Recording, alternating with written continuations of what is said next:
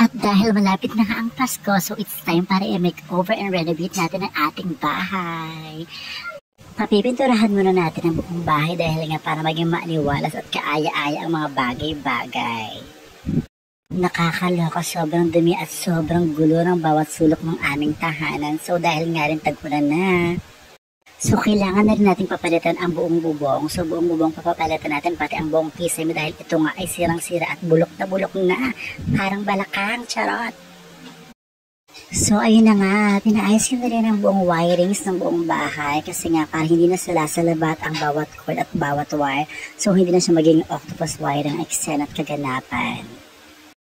Yung bahay kasi namin puro extension lang, bawat gilid may extension. So kailangan din ayusin talaga ang mga bagay-bagay nang sa ganun mas maging maayos at mas maging kaaya-aya ang bawat sulok ng ating tahanan. Charot!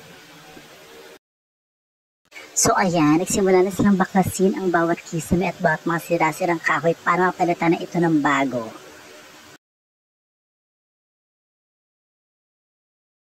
So ayan, tapos na, naikapit na lang buong kisame. Bumili rin ako ng mga bagong chandelier light sa Shopee para maging maayos at kaaya-aya ang mga bagay-bagay na pinturahan na rin lang buong kisame. Bumili rin ako lang gamit sa bahay like sala set and video ako set para nasa ganun maging kumpleto at kaaya-aya ang ating tahanan. So that's our middle for today. Bye everyone! Meow!